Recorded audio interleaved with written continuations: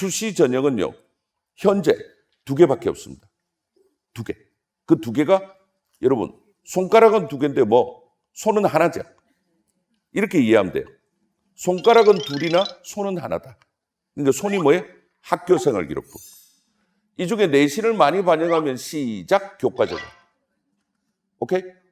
그 다음에 교과만 반영하는 게 아니라 나머지 비교과 모든 것도 채점하면 시작 종합전형. 그러니까 이건 뿌리가 같은 거예요. 그래서 제가 말씀드린 건요. 우리는 뭘 준비하면 되죠? 수시 모집에서는 이 2가지 중에 학교생활기록부 종합전형을 준비하면 돼. 왜 그런지 아세요? 종합전형에서도 어차피 제일 중요한 건 뭐니까? 시작 내신. 어차피 내신이 중요해요. 그런데 내신만 준비한 애는 어디에 도전을 못해요? 종합이 준비가 안 되죠. 왜? 흔히 스펙이라고 하는 스펙시피케이션, 활동 경력을 준비 안 했으니까요. 근데 학생부 종합을 준비한 애는요. 올해 여러분 수시 모집 원서가 언제 마감됐어요? 지난 10일 날 마감됐어요. 이 아이들은요. 학생부 교과에 원서 쓸 수 있어요, 없어요? 이런 있어요. 여러분 현재 수시 모집은 지원자별로 몇 장까지? 6장까지 원서를 쓸 수 있어요. 그런데 여러분 이런 겁니다. 전략적으로 말씀드릴게요. 잘 들어보세요. 내가 만약에 C급, 그러니까 A, B는 못 가고 C급 대학을 갈 수준이라고 만약에 생각을 하면 C급의 원서를 한 4장 쓰는 거예요. 오케이? 그럼 2장이 남죠. 이 2장은 아쉽잖아요. 그래도 초등학교 때부터 12년을 달려왔는데, 그죠? 그래서 이 2장은 그래도 일종의 소신 지원을 해보고 싶은 거예요. B급 대학에. 그러면 이 B급 대학에 지원할 때는 학생부 종합으로 지원해야 돼요? 교과로 지원해야 돼요? 저기 2층! 대답하세요. 무조건 학생부 종합으로 지원해야 되죠. 왜 그럴까요? 일단 내신이 내가 밀리잖아요. 맞죠? 내신이 밀리니까 학생부 교과로 넣어가지고 승산이 없죠. 그러나 내가 내신은 조금 밀리지만 열심히 챙겨온 비교과 부분이 있으니까 이걸 가지고 자기소개서 잘 쓰고 면접에 시작 도전. 맞습니까? 그런데요. 하나는 확실히 붙고 싶어. 예를 들어서 C급 대학이 찰랑찰랑한 거야. 하나를 D급 대학에 썼다고 치면 이 D급 대학에 쓸 때는 어디다 쓰는 게 좋을까요? 교과로 쓰는 게 좋아요. 왜? 내가 걔들보다는 내신이 좋잖아요. 그런데 나보다 내신이 조금 안 좋으면서 나보다 활동이 좋은 아이가 있을 수 있죠. 걔들을 피하고 싶죠. 그죠? 태양을 피하는 방법. 얘들을 어떻게 하면 피하면 돼요? 학생부 교과에 넣으면 걔들이 안 와요. 왜? 내가 내신이 앞서니까. 이 이야기를 언제 해야 되느냐면요.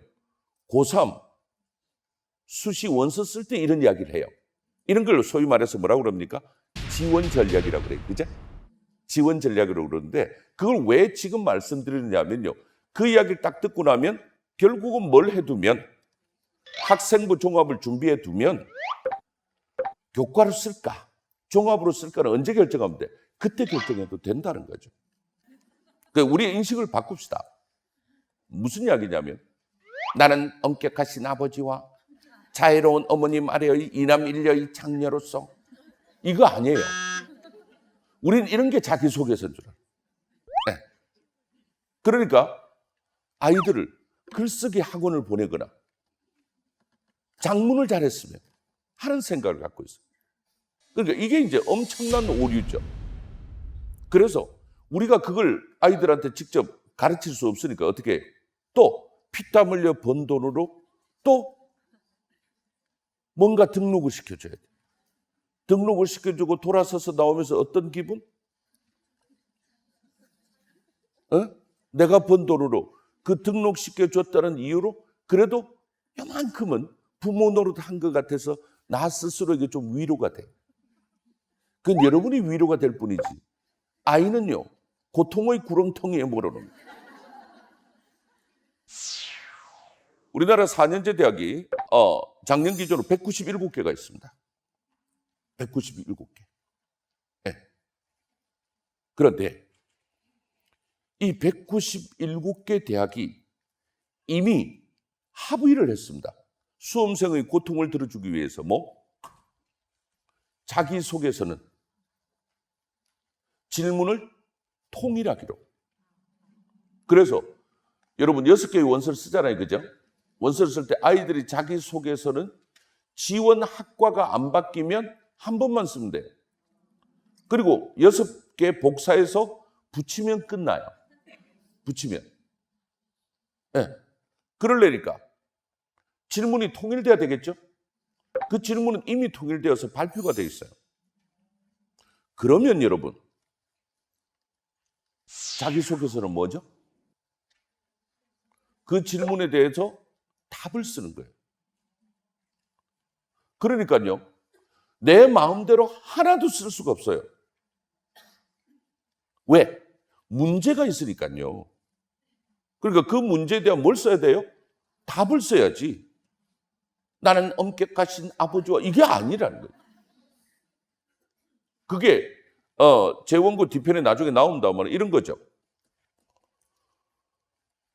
재학 기간 중 본인의 학업 능력 향상을 위해 노력한 과정을 사례 중심으로 설명하되 그 과정에서 배우고 느낀 점을 쓰시오 천자. 여러분, 우리 아이는 이걸 써야 됩니다. 근데 지금 뭘 써야 된다고요? 학업 능력 향상을 위해 노력한 과정을 시작 사례 중심으로 써요. 그럼 사례가 없으면 못 쓰는 거죠. 여러분, 제일 나쁜 자기소개서는 뭔지 아세요? 제일 나쁜 자기소개서는 나는 두뇌가 명석하고 창의적이며, 그죠? 뛰어난 리더십과 함께 포용심까지 갖추고 있어 친구들로부터 칭찬이 자자한 바, 앞으로부터 나아갈 방향은 활짝 열려 발전 가능성이 무궁하다고 생각합니다. 이건 나만 기분 좋은 거예요. 여러분 잘 들으세요. 평가만 또는 판단만 나열되어 있는 것은 무엇이다? 빵점. 그러니까 뭐가 없으면 근거.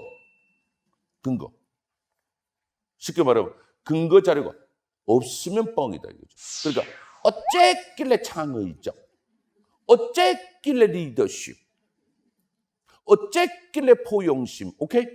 이 어쨌길래가 있어야 돼요. 그 어쨌길래가 어디에 있어야 돼요? 학생부에 기록이 돼 있어야 돼요. 그러니까 이걸 모르고요, 우리는 막연하게 글 잘 썼으면 하는 겁니다. 오늘의 핵심 주제. 자기소개서는 쓰는 게 아니고 만드는 거예요. 이 아이에게 딱 질문 3개만 하고 뽑아야 된다면 어떤 질문하고 싶으세요? 고3에게.